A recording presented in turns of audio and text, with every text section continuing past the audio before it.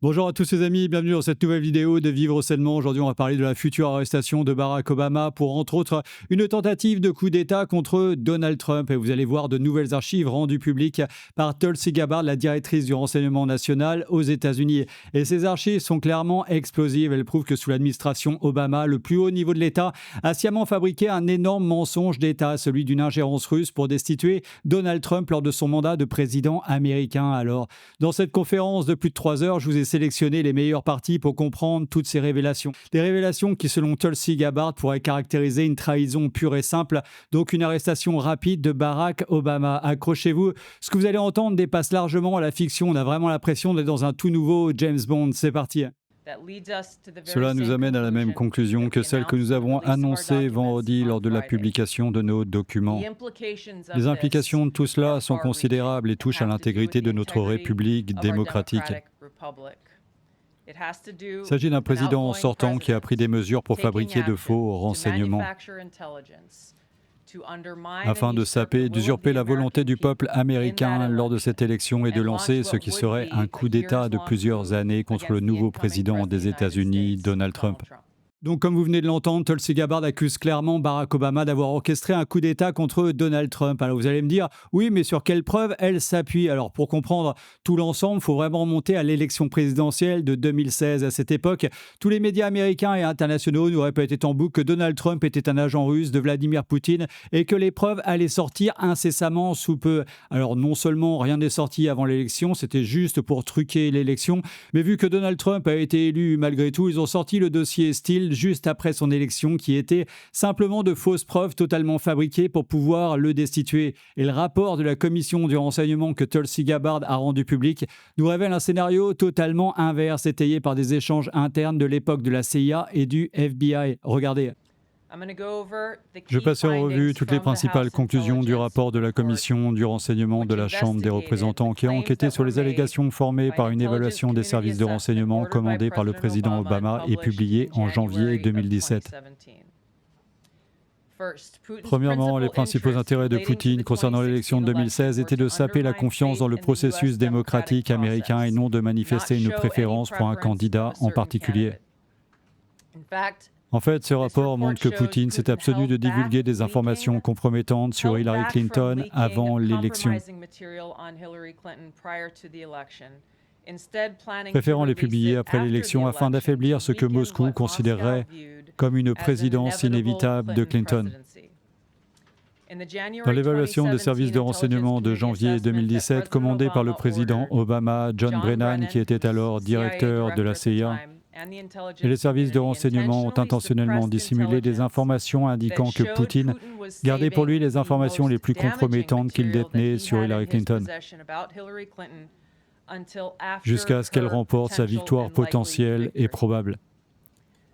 Le rapport détaille en long et en large les informations dont disposaient la Russie et Poutine sur Hillary Clinton, qui comprenaient des actes potentiellement criminels tels que des réunions secrètes avec plusieurs organisations religieuses américaines nommément citées, au cours desquelles des responsables du département d'État ont proposé, en échange de leur soutien à la campagne présidentielle de la secrétaire Clinton, des augmentations significatives du financement accordé par le département d'État.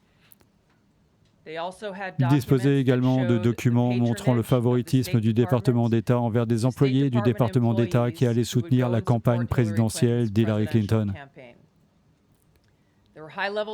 Il y avait des emails de haut niveau du Comité national démocrate qui détaillaient des preuves des, je cite, problèmes psycho-émotionnels d'Hillary, de ses accès de colère incontrôlés, de son agressivité et de sa gaieté, et que la secrétaire d'État Clinton aurait alors suivi un traitement quotidien à base de tranquillisants puissants.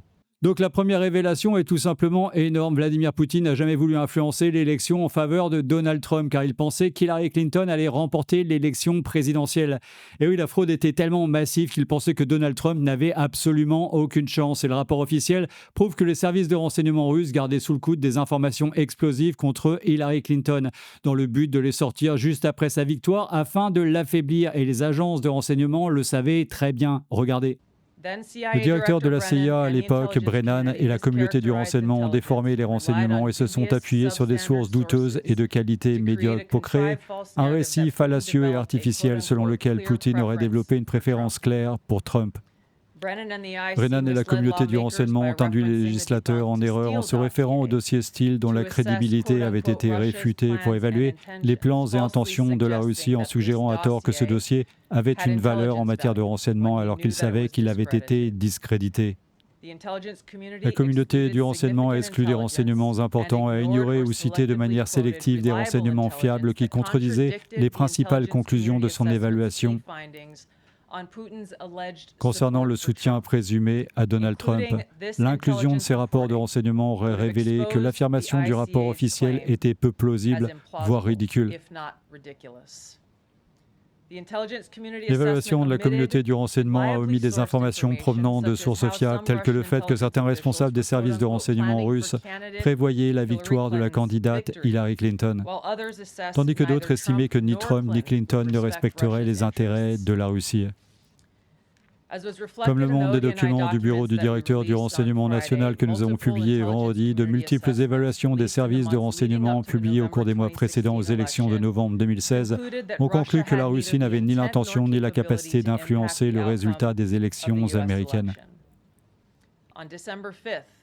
Le 5 décembre 2016, le FBI et le bureau du directeur du renseignement national ont présenté à la commission du renseignement de la Chambre des représentants leur premier briefing classifié post-électoral, au cours duquel aucune des deux agences n'a fait mention de l'intention de Poutine de faire élire Donald Trump.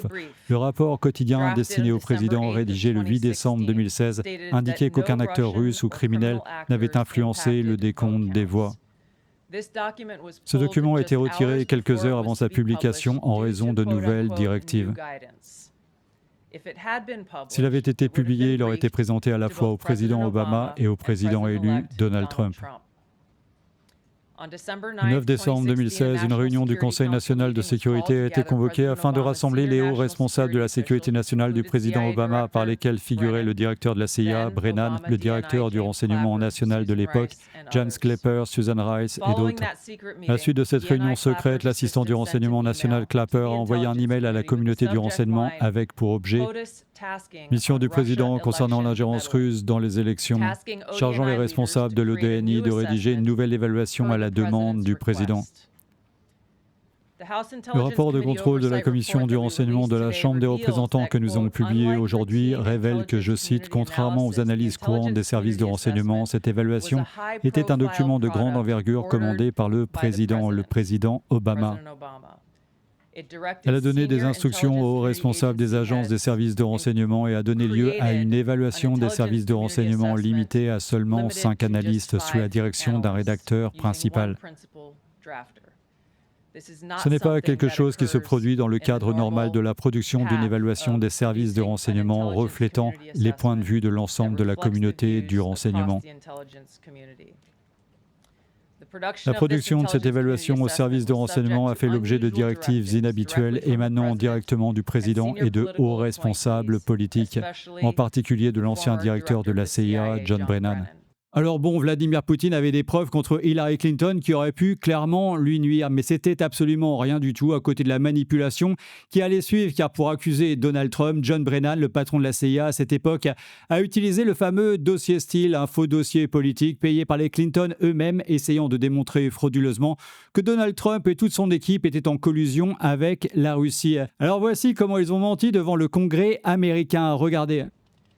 Le rapport de contrôle de la commission du renseignement de la Chambre des représentants montre également comment, plus tard dans la journée du 9 décembre, Brennan a ordonné la publication de rapports dits de qualité inférieure sur les activités russes qui avaient auparavant été écartées de la publication des évaluations précédentes, car ces informations avaient été jugées, je cite, non conformes aux normes de publication établies de longue date. Certaines des informations utilisées par la suite dans l'évaluation ordonnée par Obama, malgré les objections d'agents chevronnés de la CIA, étaient, je cite, floues ou provenaient de sources inconnues. Le rapport de contrôle de la commission du renseignement révèle que le directeur de la CIA, Brennan, a écarté l'avis de hauts responsables de la CIA qui contestaient l'évaluation du renseignement ordonnée par Obama, déclarant, je cite, « Nous ne disposons pas d'informations directes indiquant que Poutine souhaitait faire élire Donald Trump. » Pourtant, l'évaluation ordonnée par Obama a été publiée le 6 janvier 2017 et elle indiquait explicitement, je cite, Nous estimons que Poutine et le gouvernement russe ont cherché à favoriser les chances électorales du président élu Donald Trump lorsque cela était possible en discréditant la secrétaire d'État Clinton et en la présentant publiquement sous un jour défavorable par rapport à lui. Fin de citation. La CIA et le FBI, alors dirigés par John Brennan et James Comey, ont exprimé une grande confiance dans ce jugement, tandis que la NSA a exprimé une confiance modérée. Pourtant, comme le montre le rapport que nous avons publié aujourd'hui, l'évaluation ne cite aucun rapport dans lequel Poutine aurait indiqué que l'un de ses objectifs était d'aider Donald Trump à remporter la victoire. C'est tout le contraire. En ce qui concerne le dossier Steele, nous savons désormais que l'un des documents sources utilisés par l'administration Obama pour établir cette évaluation des services de renseignement en janvier 2017 n'était autre que le dossier Steele discrédité et non vérifié. Le rapport de la Commission du renseignement de la Chambre des représentants indique, je cite, contredisant les déclarations publiques de l'ancien directeur de la CIA, Brennan, selon lesquelles le dossier n'avait en aucune façon été intégré à cette évaluation du renseignement, que le dossier était mentionné dans le corps du texte de l'évaluation du renseignement et détaillé plus en détail dans une annexe de 2 pages. John Brennan a menti et il a nié avoir utilisé ce dossier dans cette évaluation du renseignement ordonnée par le président Obama parce qu'il savait qu'il était discrédité. Il s'agissait d'un document fabriqué de toutes pièces à des fins politiques. Il a néanmoins ordonné aux responsables de la CIA de l'utiliser. Un agent de la CIA a déclaré au personnel de la Commission du renseignement de la Chambre des représentants alors qu'il enquêtait sur cette affaire, je cite, « Le directeur de la CIA, John Brennan, a refusé de le retirer. » Et lorsqu'on lui a fait remarquer les nombreuses lacunes du dossier, il a répondu, je cite, « Oui, mais cela ne semble-t-il pas plausible ?» Donc clairement, le directeur de la CIA, John Brennan, a imposé un dossier qu'il savait totalement mensonger. Face à des preuves aussi accablantes, une question évidemment brûle les lèvres. Barack Obama peut-il être poursuivi pénalement? Et devinez quoi, un journaliste pose directement la question à Tulsi Gabbard. Écoutez, pensez-vous que ces nouvelles informations impliquent l'ancien président Obama dans des actes criminels? Nous avons transmis et continuerons de transmettre tous ces documents au ministère de la Justice et au FBI afin qu'ils enquêtent sur les implications pénales de cette affaire. Les preuves que nous avons découvertes et que nous avons rendues publiques indiquent clairement que le président Obama a dirigé la fabrication de cette évaluation du renseignement.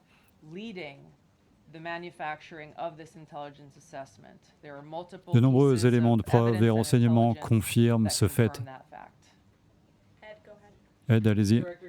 Directeur Gabbard, merci. J'ai donc juste 2 questions, mais commençons par cela. Hier, vous avez laissé entendre que l'ancien président avait contribué à mener un coup d'État. D'après ce que vous voyez aujourd'hui, pensez-vous que le président Obama soit coupable de trahison? Je laisse ce soin au ministère de la Justice de se prononcer sur les accusations pénales. Je ne suis pas avocat, mais comme je l'ai déjà dit, lorsque l'on examine l'intention qui sous-entend la création d'un faux document de renseignement fabriqué de toutes pièces, qui contredit directement de multiples évaluations établies par la communauté du renseignement,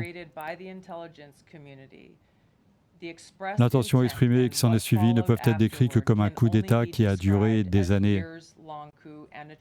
Et un complot de trahison contre le peuple américain, notre République, ainsi qu'une tentative de saper l'administration du président Trump. Donc ça y est, le mot est lâché, c'est trahison et Tulsi Gabbard assure que ce n'est pas du tout une exagération et selon la loi américaine, la peine maximale est la peine capitale, donc la mort. Et la peine minimale est un emprisonnement d'au moins 5 ans. Je rappelle quand même que Barack Obama a comploté dans le but de destituer un président américain de ses fonctions. Et tout ça sur de fausses allégations totalement fabriquées. Et Caroline Leavitt, la porte-parole de la Maison-Blanche, rappelle que Donald Trump a été victime d'une véritable instrumentalisation de la justice américaine. Regardez. J'ajouterais simplement qu'il faut que des comptes soient rendus pour cette instrumentalisation, Phil, dont nous avons été témoins. Et personne n'a été plus victime de ce gouvernement instrumentalisé que le président Donald Trump, et pas seulement à cause de ce scandale politique. Vous vous souvenez tous que son domicile a fait l'objet d'une perquisition. Je trouve donc très hypocrite que des gens osent dire Comment ose-t-il parler de l'ancien président Obama à ce sujet en se basant sur des preuves et des renseignements, alors que l'ancien président des États-Unis a vu son domicile perquisitionné, a été contraint de comparaître devant un tribunal de Manhattan et dans de nombreuses autres salles d'audience à travers le pays pour des crimes qu'il n'a jamais commis. Quand il a été en procédure de destitution et mis en accusation et tout le pays en a été témoin, c'est ce qu'on appelle l'instrumentalisation de la justice. Aujourd'hui, le président est de retour parce que le peuple américain voit la vérité. Près de 80 millions d'Américains l'ont réélu à ce poste et il estime que nous avons besoin de justice et de responsabilité. Je pense que près de 80 millions d'Américains qui l'ont réélu sont d'accord avec cela. Donc pour résumer, Barack Obama a personnellement commandé un faux renseignement, John Brennan a utilisé un dossier politique totalement discrédité malgré les alertes répétées de ses propres agents et tout l'appareil d'État a ensuite poursuivi Donald Trump comme aucun président ne l'a jamais été auparavant. Tout ça sur la base uniquement de mensonges et de preuves totalement fabriquées. Et désormais, toutes les preuves sont sur la table. Le ministère de la Justice et le FBI sont saisis. Et selon Tulsi Gabbard, des poursuites pour coup d'État et trahison devraient logiquement arriver pour très bientôt. Et vous, qu'est-ce que vous en pensez, les amis? Est-ce que vous pensez que Barack Obama et Hillary Clinton vont finir en prison très bientôt? Est-ce que pour vous, la peine capitale risque de tomber pour ces deux traîtres à la nation américaine? Dites-le moi dans les commentaires ci-dessous. Voilà, c'est terminé pour aujourd'hui. Alors sans aucune transition, je vais ouvrir une petite parenthèse. Si vous aimez mes vidéos, sachez que tout ce travail me prend énormément de temps et de recherche et YouTube ne me paye presque rien sur mon type de contenu. Comme vous le savez déjà, c'est donc grâce à vous, via Tipeee, que je peux toujours continuer à creuser tous ces sujets sans absolument aucune censure de ma part et même 1 euro par mois, ça m'aide vraiment beaucoup. Ça me permet de payer tout le matériel, les logiciels et tout le temps nécessaire que je passe pour créer ces vidéos. Merci à tous ceux qui me soutiennent déjà. Vous êtes vraiment la raison pour laquelle cette chaîne peut toujours rester totalement libre et indépendante. Voilà, cette vidéo se termine. Je vous aime très très fort les amis. Ensemble, on va tous y arriver. Si vous avez tous aimé cette vidéo, partagez-la sur tous vos réseaux sociaux. Cliquez sur j'aime, la cloche et s'abonner qui sont juste en dessous. Et à très bientôt pour une prochaine capsule sur Vivre sainement.